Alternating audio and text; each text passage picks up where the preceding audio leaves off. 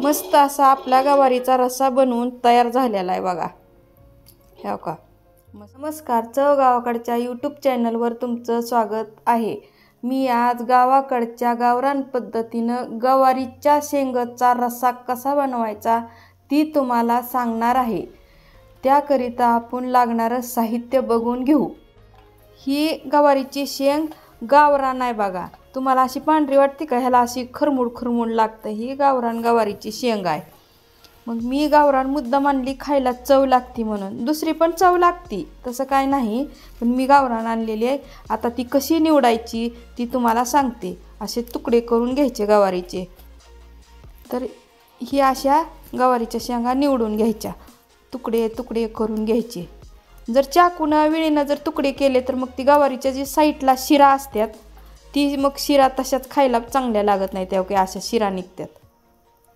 म्हणून विळीनं चाकूनं तुकडे करायचे नाही, ते असे हातानेच तुकडे करायचे आणि मधल्या शिरा काढायच्या. एखादी निब्बर शेंग असती आणि कवळ्या असल्या तर असे हातानं चुटू चुटू मोडतात. तर ही मी पाव किलोतल्या निम्म्या शेंगा घेतल्या,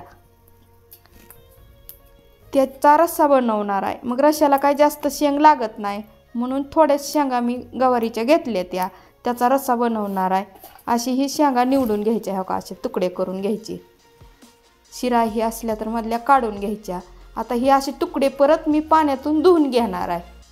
आता ही शेंगा गवारीच्या आपल्या निवडून झाल्या, त्या अशा पाण्यातून धुवून घ्यायच्या. हो का, कारण फवारलेल्या असते त्या, मातीनं घाण झालेल्या असते त्या, म्हणून धुवून घेतले त्या काही अशा मस्तपैकी. आता गवारीच्या शेंगा मी ह्या ताटात ठेवणार आहे. आता नाही असं राहू द्या. आता मग ह्या गवारीच्या शेंगाच्या रस्सीसाठी लागणारं आपण साहित्य बघून घेऊ.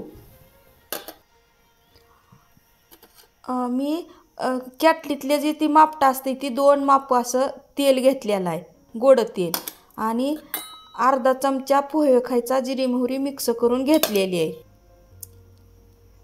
पोहे खायचा अर्धा चमचा मीठ घेतले, 1 चमचा लाल तिखट घेतले आणि मुठभर शेंगदाण्याचं कूट घेतले. कढीपत्त्याचं मी अर्धच पान घेतलेलं आहे.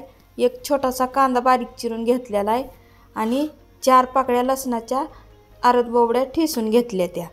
चला तर मग आता कशी गवारीचा रस्सा बनवायचा ती तुम्हाला सांगते. त्यात चालू करून बारीक गॅसवर मी 2 वाट्या पाणी गरम करायला ठेवणार आहे आणि इकडं फोडणी देणार आहे मी.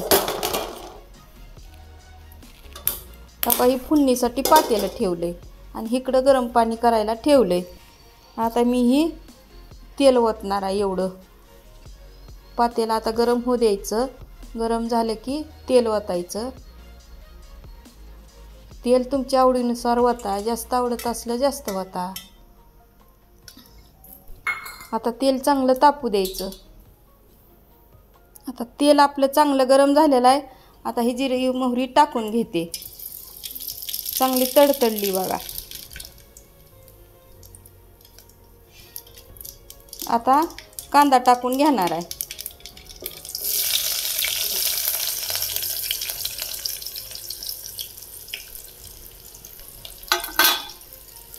आता ह्यात कांदा झालाय. आता ही लसण 4 पाकळ्या आपण घेतला होता ठेसून अर्ध बोबडा, ती टाकणार ह्यात.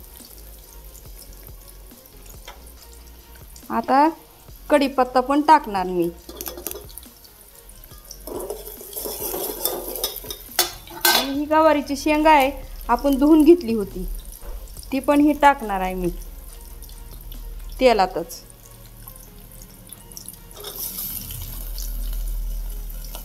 मोकळी भाजी पण खायला असं घशात बसल्याने घास होतंय म्हणून मी रस्सा बनवायला लागले. मोकळी पण खायचा कंटाळा येतोय, घशात बसल्याने घासाला वाटतंय, म्हणून असा रस्सा बनवायचा जरा. आता ही तिखट आहे ती पण टाकणार आहे मी, म्हणजे तेलात तळलं जातंय चांगलं. तिखट मी थोडंच वापरलंय, जास्त वापरलेलं नाही. आणि कुटण मीठ नंतर पाण्यात टाकलं तरी चालतंय. आता ही थोडं जरा तेलात बारीक गॅसवर परतून घ्यायचं, कांदा ही सगळंच असं चमच्यानं मिक्स करायचं, करपुनी खाली. आता ही चांगलं तेलात फ्राय व्हायला लागले. गवार ती सगळं आपण टाकलेलं, कांदा लसूण कढीपत्ता आणि चमच्यानं असं मिक्स करून घ्यायचं.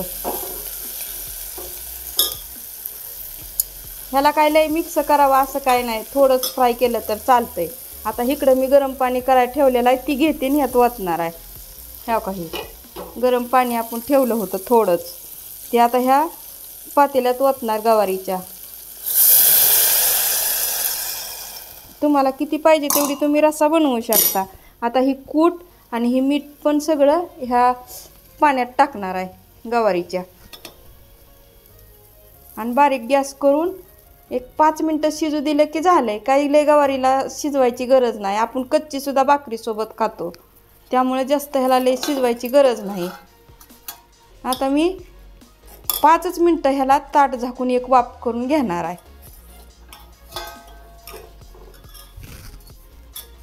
आता हीच ताट मी 5 मिनटं झाकून ठेवते.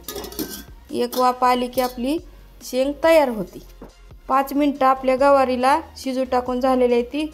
बघू आता आपण कशी झाली ती. मस्त वाफ आली बघा, मस्त शेंग शिजली आपली. आणि 2 माणसाला पुरेल एवढीच मी गवार केलेली आहे. एकदम ह्या रस्सा पण छान झालेला आहे, मस्तपैकी.